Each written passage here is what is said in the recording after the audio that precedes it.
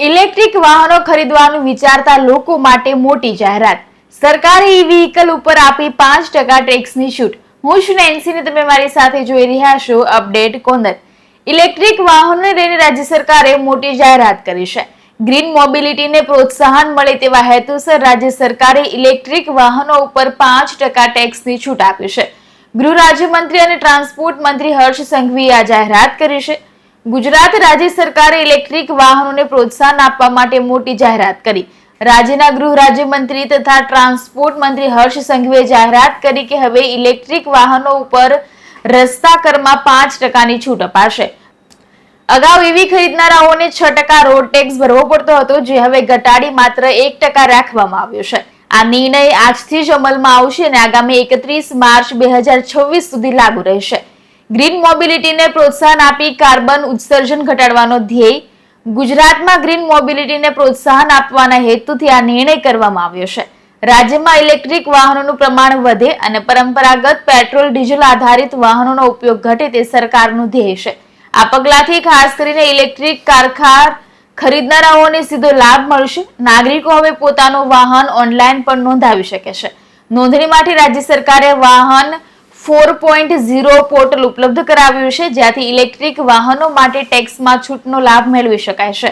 આ ટેક્સ રિબેટના નિર્ણય સાથે રાજ્ય સરકારે ફરી એકવાર પર્યાવરણના જતન અને નવીનતમ ટેકનોલોજી તરફ આગળ વધવાની દિશામાં રાજ્યવાસીઓને પ્રેરિત કર્યા છે.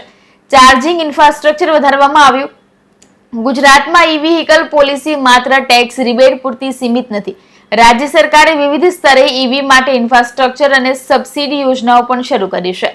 2021માં ગુજરાત સરકારે ઈવી પોલિસી હેઠળ બાઇક, સ્કૂટર ઉપર ₹10,000 સુધીની અને કાર ઉપર ₹1 લાખ સુધીની સબસિડી આપવાની જાહેરાત કરી હતી.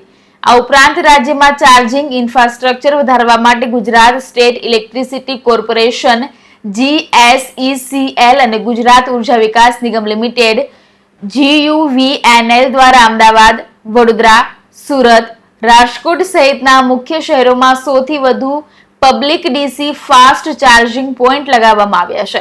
રાજ્ય માર્ગ ઉપર 50 kV અને 120 kV ફાસ્ટ ચાર્જર્સ સાથે 24/7 કામગીરી તેમજ સૂર્ય એનર્જીથી ચાલતી સોલાર ચાર્જિંગ સ્ટેશનોની પણ યોજના છે. ઈવીના વેચાણમાં 30% જેટલો વધારો.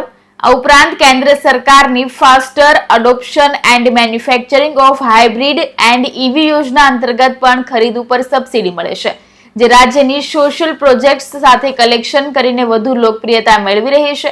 2023ની રોકાણ ચર્ચાઓ મુજબ ગુજરાતમાં ઇલેક્ટ્રિક વાહન વેચાણમાં વાર્ષિક 30% જેટલી વૃદ્ધિ નોંધાશે અને 2026 સુધી ઈવી બજારમાં રાજ્યનો શેર 15% સુધી પહોંચવાની અપેક્ષા છે. આ તમામ પગલાઓથી કાર્બન ઉત્સર્જન લગભગ 5 લાખ ટન ઘટવાની શક્યતા છે. જો તમારે પણ ઈવી બાઇક ખરીદવી હોય તો આજે જ ખરીદી લેજો. આવા જ ઇન્ફોર્મેટિવ વિડીયો જોવા માટે અમારી ચેનલને લાઇક, શેર અને સબસ્ક્રાઇબ જરૂરથી કરજો.